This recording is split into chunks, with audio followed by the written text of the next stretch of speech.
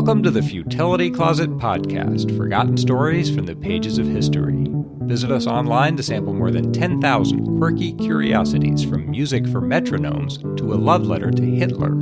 This is episode 240. I'm Greg Ross. And I'm Sharon Ross. In 1799, two Royal Navy ships met on the Caribbean Sea, and their captains discovered that they were parties to a mind-boggling coincidence that would expose a crime and make headlines around the world. In today's show, we'll tell the story of the Shark Papers, one of the strangest coincidences in maritime history. We'll also meet some Victorian kangaroos and puzzle over an expedient, fire.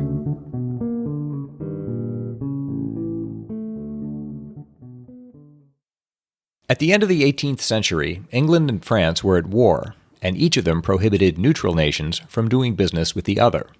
In the West Indies, British ships patrolled the Caribbean to intercept any vessels that might be trading with French islands there. In early August 1799, two Royal Navy ships, the Ferret and the Sparrow, were patrolling the Mona Passage between Puerto Rico and Santo Domingo. When a week passed and they'd made no captures, they separated, but their commanders, Michael Fitton and Hugh Wiley, agreed to meet again off Jacmel in Santo Domingo at the end of the month. The Ferret made its way west, met no suspicious ships on the way, and was the first to arrive at the rendezvous point at the end of the month. At dawn on August 30th, its lookout reported that the Sparrow was 6 miles away and approaching, so Fitton signaled it and invited Wiley to join him for breakfast. As Wiley was rowed over from the Sparrow, Fitton sat on the taffrail and looked about him. Cattle boats from Venezuela passed this way regularly, and Fitton wasn't surprised to see a dead bullock floating in the water some distance away. A group of sharks were tearing at it. To pass the time while he waited for Wiley, Fitton ordered his men to pull the bullock alongside the ship. The sharks followed it, and Fitton noticed that one shark was larger than the rest. He decided to catch it so he could make its vertebrae into a walking stick, which was the fashion at the time for officers on the West Indian station. Fitton's men put a 4-pound piece of pork on a hook and heaved it into the sea. The shark bolted it, and the sailors hoisted it onto the deck. It was enormous, the largest shark any of them had ever seen in the Caribbean. Fitton told the men to cut it up to get its backbone, and when one of the men slid open its belly, out popped a soiled bundle of papers tied with a string. With the exception of the envelope, the papers were perfectly preserved. They were letters written in German and French concerning the cargo of a merchant vessel. One letter, which bore a recent date at Curacao, began, "My good friend Mr. Christopher Schulze, supercargo of the American brig Nancy, will hand you this." Fitton ordered the sailors to spread the papers out on the deck to dry. His first thought was that the shark had swum from Curacao, which was hundreds of miles to the south. His second thought was that the papers had been thrown overboard by a vessel fleeing a British cruiser to avoid incrimination. They showed that the Nancy, an American ship, had been engaged in trade with the French. But where was the Nancy now? He had met no such ship. He hailed the lookout at the masthead, who said there was nothing in sight except the Sparrow and her boat. When Wiley reached the Ferret and climbed over the side, Fitton performed what must have looked like a magic trick. Wiley said, "What a devil of a long pull you've given me this morning, and not a breath of air out of the heavens. Come, is breakfast ready?" Fitton said, "Well, Wiley, my boy, what luck have you had since we parted company?" Wiley said, "Luck? Why, I've taken a Dutch schooner and a French schooner and have detained an American brig." He looked at the shark and said, "But why do you dirty your decks with those cursed animals? You'll be a boy all your lifetime, Fitton." Fitton said, "Tell me, Wiley, was your American brig named Nancy?" Wiley said, "Yes, she was. You have met her, I suppose." Fitton said, "No, I have not. I never saw her." Wiley said, "Then how did you know the brig I had detained was named Nancy?" Fitton ignored that question and said, "Was there a supercargo on board called Christopher Schulze of Baltimore?" Wiley said, "Yes, there was. His name was Schultz or Skoltz or some damn Dutch name or other. Why, you must have spoken her?" Fitton said, "No, I have not. I never saw her." Wiley said, "Then how the devil came you to know I had detained an American brig called Nancy, Christopher Schultz, supercargo?" Fitton said, "The shark you see lying there, my boy, has brought me full information about the Nancy, and those papers you see spread out to dry are her papers." Wiley said, "That won't do, Fitton, for I sealed all her papers up and gave them in charge of the prize master when I sent the vessel away." Fitton said, "The papers delivered to you by the master when you overhauled him, you have of course sent away with the vessel. But her true papers, which prove the owners to be enemies, are those which you see drying on deck, brought to me by that shark you abuse me for catching." Wiley stared at all this and decided Fitton was joking. He went down the cabin ladder, calling, "Breakfast, ho, breakfast. None of your tricks upon travelers. None of your stuff, Fitton." So just to make this clear, what had happened is that after Fitton and Wiley had separated in the Mona Passage, Wiley had come upon an American brig, the Nancy, which had been trading illegally in the Caribbean. She had tried to run away, but Wiley was faster.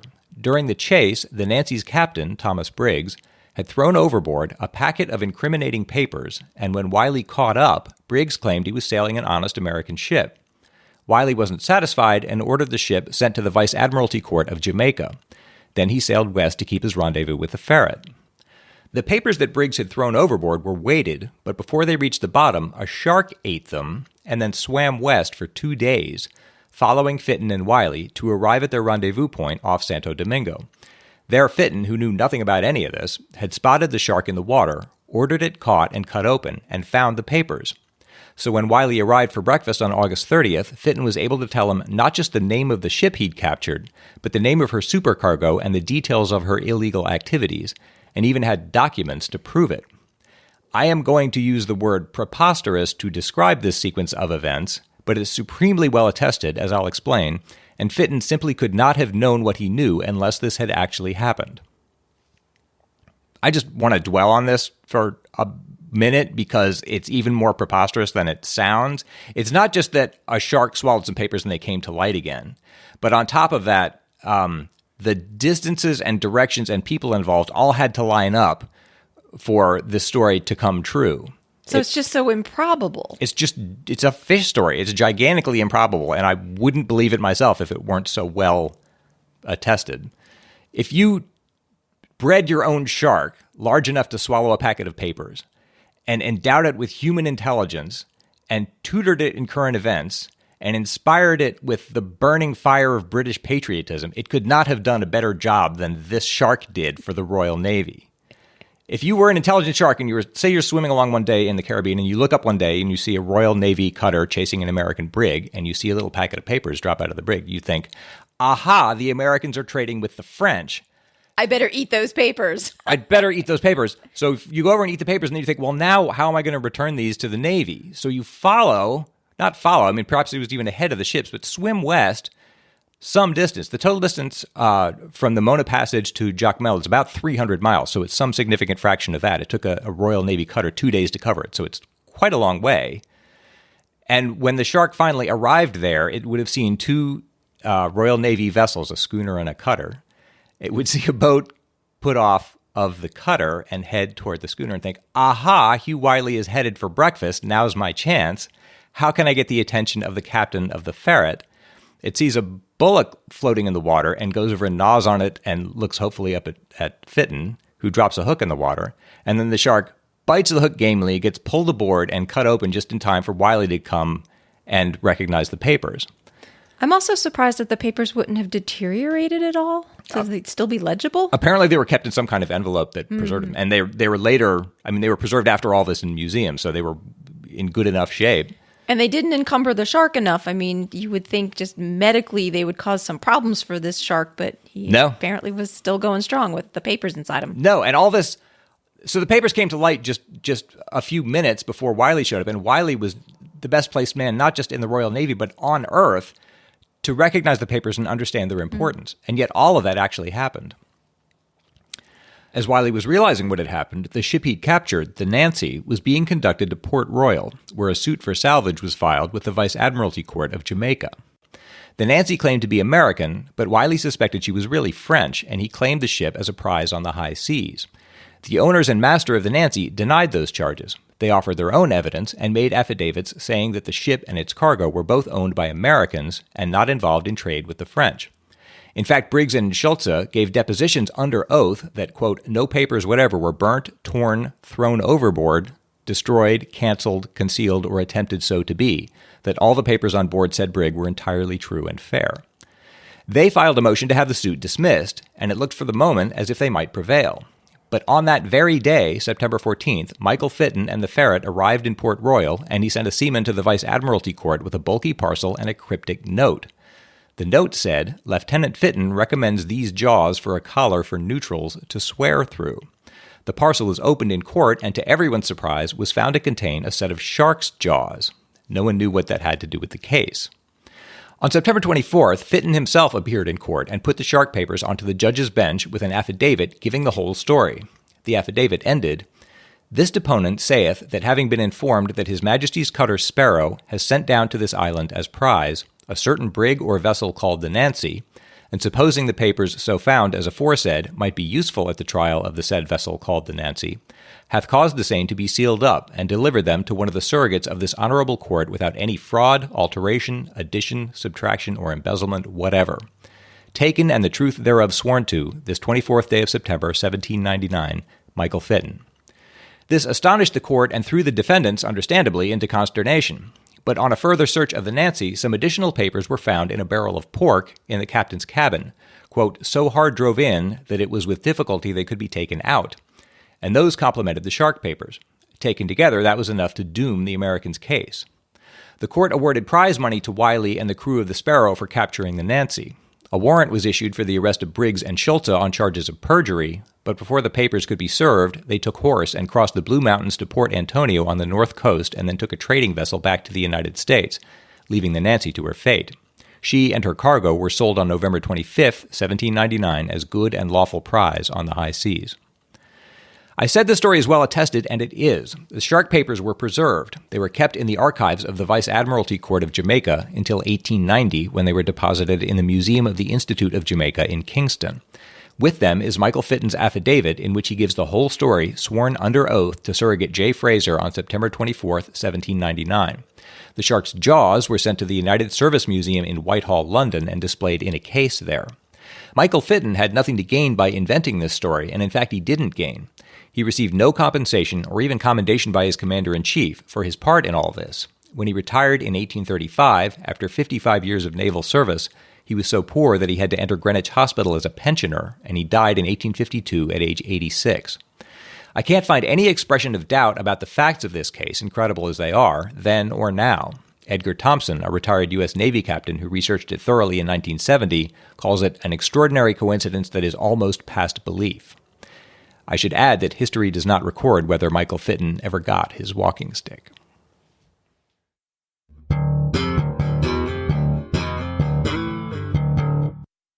Futility Closet would not still be here today if it weren't for the generous support of our listeners. We appreciate all the different ways that many of our listeners help the show, but the backbone of our support is our Patreon campaign, as that gives us an ongoing source of support so that we can commit to the amount of time that the podcast takes to make. Patreon also gives us a good way to share some extras with our show's supporters, like outtakes, more lateral thinking puzzles, extra discussions on some of the stories, and updates on Sasha, the premier podcast of Central North Carolina. You can learn more at our Patreon page at patreon.com/futilitycloset, or see the Support Us section of our website for the link. And thanks so much to everyone who is a part of Futility Closet.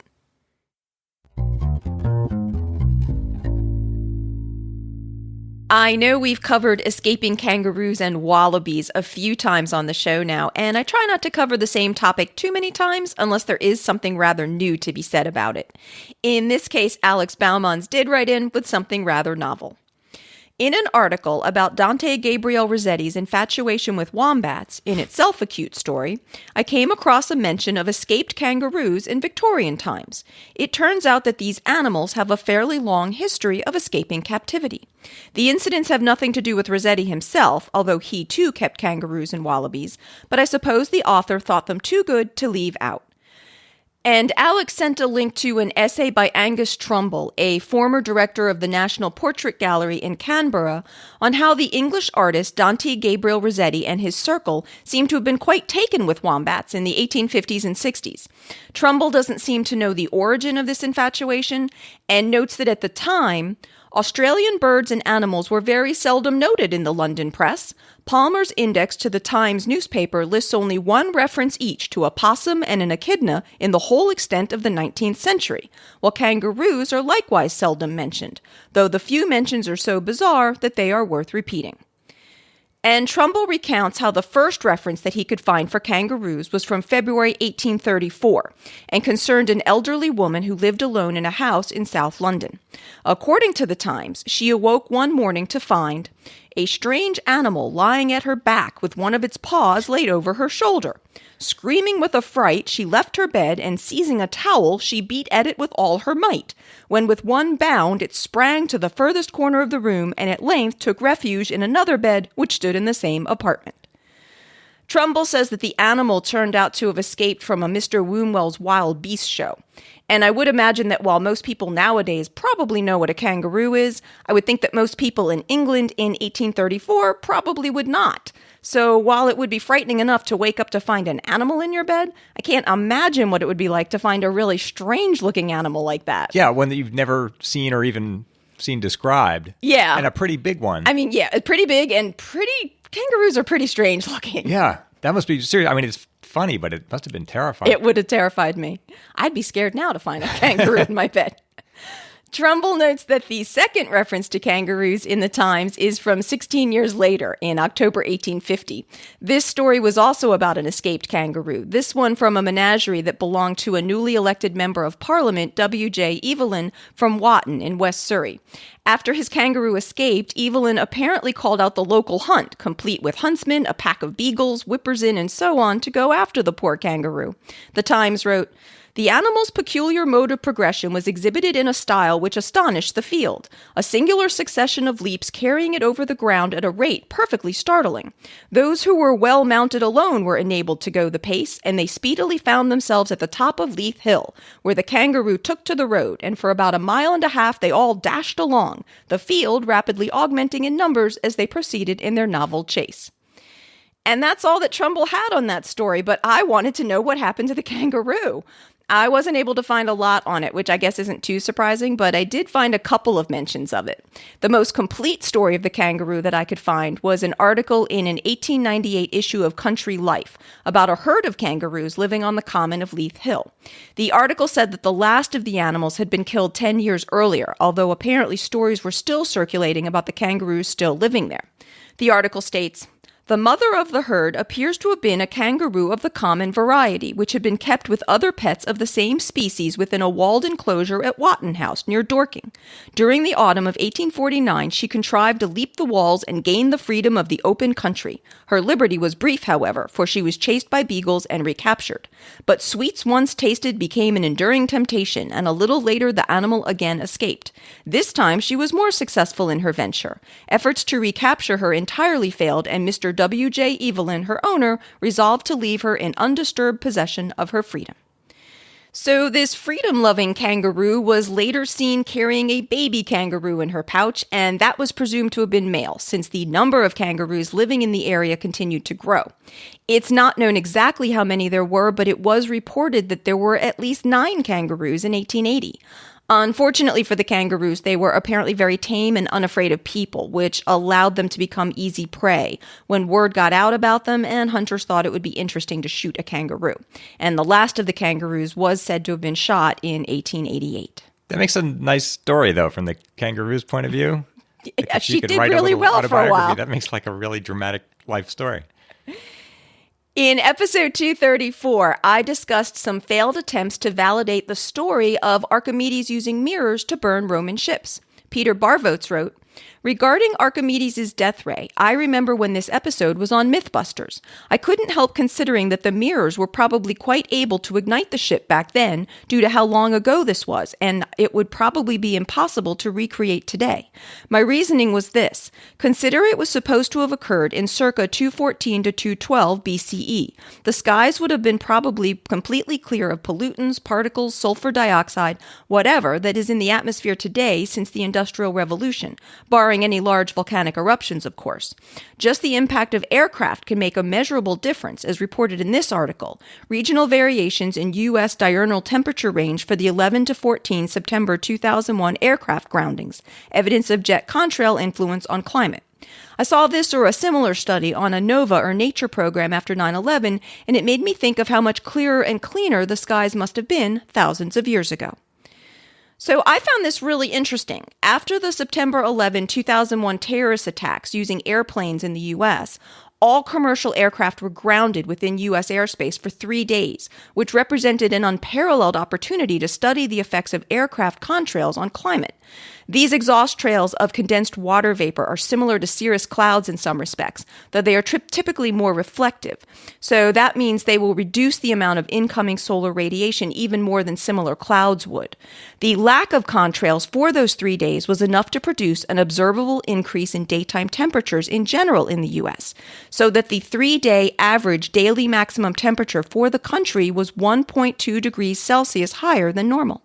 These temperature increases were seen even in areas that were experiencing other weather conditions that would more typically have reduced daytime temperatures, and larger temperature increases were seen in regions that typically have the most contrail coverage. That's really thoughtful, even to think of doing that, to realize that those data were available for that period. I mean, the whole nation was reeling at that time, but to think, this is really unusual opportunity to get, I think they did it retroactively, though. I don't think they did it on those days because the weather data. But to think of doing that at all. I don't know who first came up with the idea that maybe the contrails were affecting weather conditions. Yeah, and it sounds like they had a real effect. I mean, that's a bigger effect than I would have expected. Yeah, and I thought that was all pretty interesting in itself, but until I read Peter's email, I hadn't even thought about how the atmospheric conditions today might be different enough from those of more than 2,000 years ago to make it difficult to say if we can really accurately replicate what Archimedes might or might not have done with his mirrors. Yeah. The group at MIT that attempted to ignite wooden models had found that even light cloud cover could really mess up their attempts, so the impact of contrails and any atmospheric pollution might really make a difference. So I guess we have to say that this does make the idea of Archimedes' burning mirrors perhaps a little more plausible, though some of the other objections that I raised in episode 234 would still apply, like that the death ray would be very dependent on weather conditions, and that to be effective, it would need to start rather sudden large fires in wood that had been floating on water, and thus might be less likely to ignite in that way. It does seem, too, like if that had really happened and been successful, that you'd see it used elsewhere in the ancient world. I mean, if people realized that was an effective way to attack someone with reflected sunlight, they'd be doing it. Exactly. Yes, I mentioned that in the episode. Exactly. That's one reason why historians think it didn't happen, because they think the Romans would have replicated the technology themselves. And we recently heard from listener Scarlett Casey, who has a very impressive vocabulary and writing style for any age, but particularly for someone who's almost 12. Scarlett wrote, "Hi, Chief Mouser and her human slaves. Today I was sitting on the couch listening to old episodes of the Weekly Curiosities when I heard a purr, purr. It was episode 60 and I was feeling sad about the elephant they hanged. By the way, that is proper grammar. Then suddenly Sasha came by. I was so excited because this was the first time I had ever heard her. She gave a cacophony of purrs and a little tiny meow. It was at 31:56 that this cute little sound made my heart leap. Thank you for all the weekly brain power, Scarlett and Mr., my cat, who was most definitely controlling my dog and I." So I found the story from episode 60 to be pretty upsetting myself, so I can definitely understand why hearing Sasha on that episode was a nice pick-me-up. When I wrote to Scarlett to ask about her age, I got a very nice reply back, also letting us know that Scarlett and her family had recently gone to the Gardner Museum, the setting of the art heist that we had talked about in episode 201. And I learned from Scarlett's mom that Scarlett has been listening to our show a lot while recovering recently from a concussion. So we're sending out our best wishes for a full recovery to Scarlett, and we're glad that we were able to brighten your recuperation period a bit. Thank you to everyone who writes to us. We really appreciate hearing your comments, updates, and feedback. So if you or any furry members of your household have anything you'd like to say to either the Chief Mouser or either of her definitely being controlled human slaves, please send that to podcast@futilitycloset.com. It's Greg's turn to try to solve a lateral thinking puzzle. I'm going to give him an interesting situation, and he has to see if he can figure it out, asking yes or no questions. This puzzle comes from Bob Seidensticker. Centuries ago, a governor in China was shocked to find that the box containing his official seal was empty. This seal was used to make documents official. It was irreplaceable, and he would be held responsible if he couldn't find it. The governor suspected the prison guard, who clearly disliked the governor, of the theft, but how to get it back? If the governor threatened the guard, he might destroy the seal. Kindness wouldn't work because the guard couldn't return the seal without admitting his crime. The governor solved his problem by starting a fire in the district office building. How did this help? Is this true? I guess it doesn't matter if it's true. It's a great puzzle. Either way. Okay, so did he get his seal back? Yes. Had the guard taken it? Yes. Would you say that the governor's plan worked? Yes. Okay.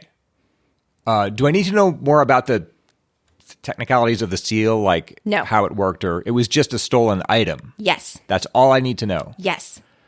It was kept in a box. Yes. The guard took it from the box. I don't need to know Yes. anything about the actual theft. Correct. All I need to know is that a guard stole something. Yes. And setting a fire. Where was the fire? In a district building. The governor set the fire. Is that important? No. It just needed to be sort of a public fire. Okay. Really? Yes. So that's not where the seal was being hidden? He did not know where the seal was. Was the seal in the building? I don't know where the seal was. It may not have been. It may not have been. All right. Excellent. So, and I don't need to know the guard's reason for stealing the seal. Correct. So this is really as simple as it sounds. Yes. Okay, so I understand everything you've said about the governor's problem. Yes.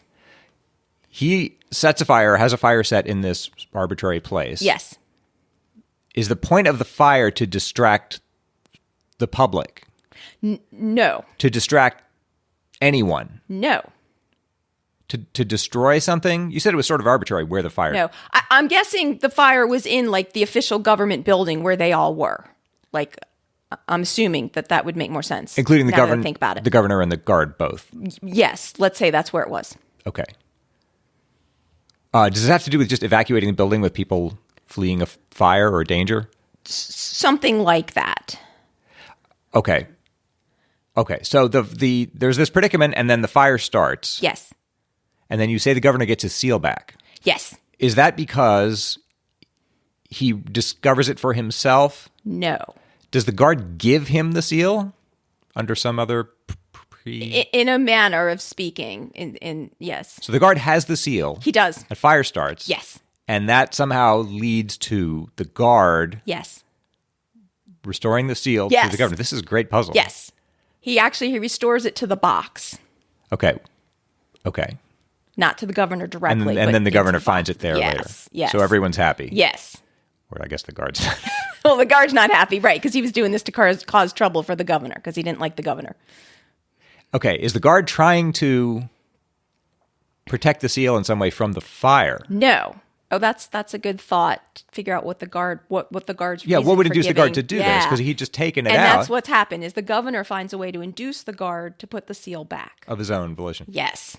Is anyone else involved? No. Okay. So if I'm a guard and I've stolen something, Yes. I don't need to know his reasons for stealing it, right? Right. Just he doesn't like the governor. He's trying to cause trouble. Okay. So is it that the guard is afraid that somehow this business with the fire will lead to his identification as the thief? You see what I mean? If he's like, I don't know how this would work, but if the fire somehow leads him to think, oh gosh, this is going to help them discover who stole the seal, I better put it back. No, that's not it. So he's not putting it back to protect himself. He is putting it back to protect himself, but there's an intervening step in between. Okay. By protect himself, I mean from being identified as a thief. That's what Yes. we're saying? So let's say this. Suppose the fire started and he didn't put the seal back. Right. Would he be fingered or outed somehow as having stolen it? Yes. Because of the fire, because of There's some an intervening intervening action. step. Okay, Yes. I'm with you. So the fire starts. Is the intervening step have something to do with putting out the fire? No. With damage to the building? No. Or smoke or anything like that? No. It's just, and it didn't have to have been a fire. The governor needed an emergency situation, and everybody would show up. Like an audience would have basically come, right? Because if there's a fire and there's an alarm, everybody's like, oh, this building's on fire. We better all show up to help, right? He just needed any emergency situation. To attract attention. To attract and people. attention and to be able to do something under the guise of an emergency. Oh, it's not. The other thing I thought of is it just that there's so many people present that the guard can't escape with his loot? That's not it. No, but the guard is actually induced to put the seal back in the box. Because there are so many people present. Yes, and something else that the governor does. Okay, so the governor starts the fire, has the fire started, and Yes. then afterward, once the fire's going, he does this other thing. After people show up, so he can do it in front of an audience. He has to do something in front of an audience. Does he say something? Partly. Does he announce that he's been robbed? No. This is very interesting. Okay, so this crowd shows up. So he could have accomplished the same thing by just summoning a crowd. Maybe, but right, I think having the emergency gives him an excuse also for what he does next. But so he says, but the crowd is important. Does he ask for the crowd's help in some way? No, he just needs them as witnesses, as an audience, as a public witness. Does he? Okay, a witness to something involving the seal directly? Not directly. Or the theft? No, he doesn't announce that there's been a theft. So I'm just trying to put this together in my head. I just try to picture it. Yeah. So a crowd comes out and he presents himself to the crowd, I guess. Yes. Now he has an empty box that doesn't have a seal in it, but nobody knows that except for himself and the guard. Nobody else knows that the seal is missing. But he can't have the box with him because the guard has to have the opportunity to put the seal back in the box. He does have the box with him. He can't say, someone come and help me save my valuable seal. Is that what he says? Something like that. Yes, we need to save the valuable seal from the fire. And the guard thinks, oh my gosh, they'll discover I've stolen it. I better put it back. That's not exactly. There's what else? That's where the twist what is. Does he cleverly do with it? Right. The guard will need the opportunity to put the seal back. And the guard will need a reason to put the seal back. And there's one thing the governor does that makes both of those things happen. But it's not... It doesn't have to do with the use of the seal. Right. I keep getting hung up on the fact nobody that it's a will seal. ever know that the seal was missing except for the guard and the governor. Nobody will ever know. And the guard doesn't even know the governor is onto him. Or is He probably knows, yes. So what would you... In public, in front of witnesses. And you say it's not that he's asking for the crowd's help except all as he witnesses. needs is them is... Right. The crowd has no idea any of this is happening. So is he announcing he's going to do something? No? I mean, he more does it, but... To the box. With the box. With the box. Yes. That seems like a big hint. Yes. What would you do with the box? It doesn't have anything to do with the fire? Well, he can say under the guise of the pretense of we need to keep the box safe because there's a fire, so we need this protected. So I'm going to take the box and... Well, all I can think is the way to protect it would be to remove it from the building or to... Is that what he proposes to do? You could give it to somebody publicly and say, they're going to keep it safe for me. To give it to the guard? Yes. So he gives the box to the guard in front of the crowd and says... That's clever. Here's the seal. Make sure to keep it safe. So then the guard thinks, now he has to put the seal back in, because if he doesn't, it'll be clear that he stole it. Yes. That's very clever, because then the governor doesn't ever reveal that he ever knew that it had been stolen. Right. He doesn't have to. Yeah. And Bob said, this is a story told to illustrate one of the stratagems in the Chinese classic, The 36 Stratagems. That's very good. It is. That's like a perfect puzzle. So thank you to Bob for that really interesting puzzle. And now we all know one of the classic Chinese stratagems for dealing with your enemies if this happens to anybody else. And if anyone else has a puzzle for us to try, please send it to podcast@futilitycloset.com. Futility Closet is a full-time commitment for us and is supported entirely by our fabulous listeners. If you would like to help support our celebration of the quirky and the curious, please check out the Support Us section at the website at futilitycloset.com, where you can find a donate button and a link to our Patreon page.